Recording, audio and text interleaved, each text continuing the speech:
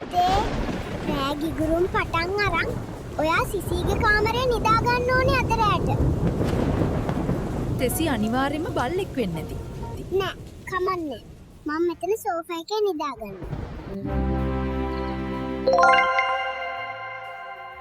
සුබ උදෑසනක්. මම සිසි. ඔයාගේ නම මොකක්ද? හෙ මාගේ නම බූරුවා.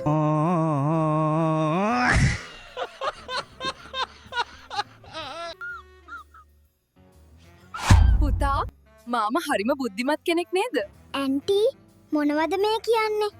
ඊයේ මාම මගේ ෆේක් account එකට රුපියල් 100 කාඩ් එකකුත් දැම්මනේ. ඉතින් පුතේ අද ගෙදර උයන්නේ ඔයාද? ඔව් ඇන්ටි. අද ලෝක ළමා දිනේට අම්මයි තාත්තයි ඉස්කෝලේ ගියා. එහෙන් දෙන අයිස්ක්‍රීම් කන්න. ඇයි මේ පුතේ මෙච්චර සල්ලි එකතු කරන්නේ? මම මේ සල්ලි එකතු කරන්නේ මගේ හොඳම යාළුවට මොලයක් අරන් දෙන්න. එයාට පොඩ්ඩක්වත් මොලේ නෑ. එයා කරන්නේම ගොංග.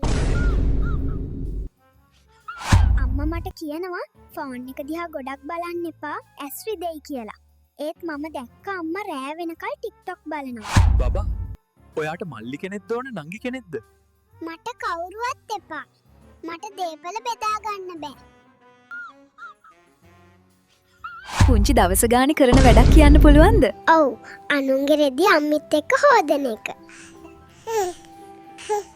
මගේ රත්තරන් මෙතන මොකද කරන්නේ? මම අම්මගේ ඉන්ටර්නෙට් කපනවා. දවසම TikTok එකේ. මාත් එක්ක සෙල්ලම් කරන්නවත් නෑ. අම්මි වෙන කෑම වලින් ඔයා ආසම මොනවටද? කඩෙන් ගේන කෑම වලට. අම්මි YouTube බලලා අලුතෙන් මොන හරි හදන දවසට රැට කට්ටියම ඉන්නේ බාත්රූම් එකේ. පුතේ උදේට නැගිටලා මොකද කරන්නේ? 7ට නැගිටිනවා ටිකක් කනනවා ඊට පස්සේ කිරි බීලා බත් කාලා ආයෙත් අනඩා ඉස්කෝලේ. අම්මෝ බලන්නකෝ මම තාත්තිගේ වාහනේ හොදලා පෙට්‍රලුත් දැම්මා. තාත්තා සතුටු වෙයි දැන්. බබා මොකද මේ බයෙන් වගේ? බය වෙන්නේ නැද්ද ඉතින්? මට ඇහුණ තාත්තා කියනවා අද කෑම හදලා තියන්නේ අප්පා කියලා. අපේ අම්මා මට බනිනවා පේරගහේ කොළ කෑව කියලා. ඒනාට මම දැක්කා හැමදාම අපේ අයියා හවස ගෙට එන්න කලින් පේරකොළ කනවා. පුතාගේ අයියා මොකද කරන්නේ? අපේ අයියා නම් හැමදාම වැඩට යනවා. හැබැයි සල්ලි ඉල්ලගන්නේ අම්මගෙන්. මම හිතන්නේ නිකන් වෙන්නේ නැති වැඩ කරන්නේ. ඇයි පුතේ ඔයා සල්ලි එකතු කරන්නේ? හැම මාසෙම මගේ අම්මිටයි තාත්තිටයි රුපියල් 100ක් දෙන්න හිතන් ඉන්න නිසා. සුදු පුතා ඇයි මේ කාමරේ හැඩි කරලා? මාම හංගල තිබ්බ ටොපියක් හොරෙන් කෑව විතරයි මතක. මොනා වුණාද දන්නේ නෑ අප්පා. අයියෝ මගේ කාර් එක. ඔන්න මං තාත්තිගේ කාර් එක තවත් ලස්සන කරා. මේ මගේ මූණ, මේ රෝස් එකයි පල්. ඒවා ලස්සනයි.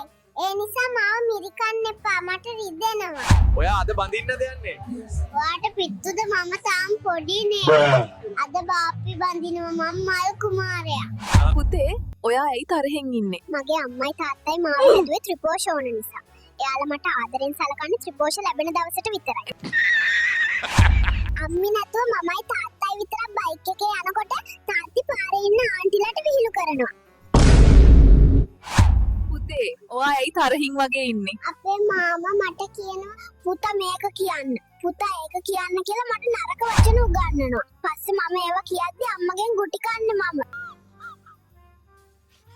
පැටියෝ මොකද මේ ගෙදර අයත් එක්ක තරහ වෙලා? අනේ අක්කේ බලන්නකෝ අම්මයි තාත්තයි මට තියෙන 3 පෝස්ට් ටික ඔක්කොම කනවා. මගේ නැන්ද නම් මහා කේලංකාරියක්. මම පොඩි දඟ වැඩක් කරපු ගමන් අම්මට කියනවා කේලම් කියන්න එපා නැන්දේ. අනේ ඇයි මේ පොඩි මූණ එල්ලගෙන ඉන්නේ? අම්මා බනින සද්දෙට එහා ගෙදර බල්ලත් බය වෙනවා. ඉතින් මං කොහොමද hina වෙන්නේ? ඔයා තෝරලාද කන්නේ මොකක් හරි විශේෂ ඩයට් එකක් කරනවද? විශේෂ ඩයට් නෑ. අතට අහුවෙන ඕනම දෙයක් කනවා. Yeah, boy. දුවෙක් වුණා කියලා කවදාවත් දුක් වෙන්න එපා අම්මේ. ඔයාගේ මුළු ලෝකෙම සතුටින් පුරවන්න මට ශක්තිය තියෙනවා.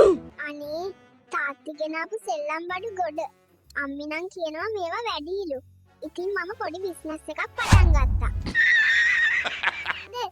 පුතා කොහෙද මේ කොට්ටෙත් උස්සගෙන යන්නේ? අම්මයි තාත්තයි ගොරවනවා මට නිදා ගන්න බෑ මම එළියෙන් නිදා ගන්න. පුතේ ඔච්චර ලොකු බෑග් එකක් අරගෙන කොහෙද මේ යන්නේ? මම අපේ ආච්චි අම්මගේ ගෙදර යනව නැන්ද? ඒක අපේ ගෙදර වගේ නෙවෙයි. එහෙ මට සලකන්නේ රජෙකුට වගේ. පුතේ ඔයා ඇයි මෙච්චර කලබල වෙලා වගේ ඉන්නේ ආන්ටි? මම විහිළුවට අම්මගේ ෆෝන් එකේ භාෂාව වෙනස් කළා. දැන් මට ඒක ආපහු හදන තැන හොයාගන්න බෑ. පොඩ්ඩෝ මේ ගෙදර ඉපදුනෙක් ගැන මොකද හිතෙන්නේ? කෑම නම් පංකාදේ. ඒත් මේ එන යන නෑදෑයෝ කම්මුල් මිරිකන එක තමයි ඉවසන්න බැරි. පුතා අම්මටයි තාත්තටයි සල්ලි ඉතුරු කරගන්න මොනවද දෙන්න පුළුවන් අදහස්? ඔයාලන්ට මාව නාවල ඉවර වෙලා රුපියල් 200 500ක් දීලා ක්‍රීම් පවුඩර් ගන්න එපා කියලා. මම නාලා විනාඩි 5යි. ඇයි මගේ පුතා මේ වගේ අහිතකර කෑම කන්නේ? අම්මයි තාත්තයි මගේ සෙරලැක් එක තරගෙට වගේ කද්දි මම වෙන මොනවා කන්නද? අනේ පුතේ ඔයා ඇයි මේ උදෙන්ම නැගිටලා? අද අපේ අම්මටයි තාත්තටයි O level exam නැන්දේ. පුතේ ඔච්චර ලියන්නේ මොනවද? අද මම මේ කොලේ ලියන්නේ අම්මා මට බැන්ද ඔක්කොම. තාත්තාවම ඔක්කොම කියන්නයි කේලම් ලියන්නේ.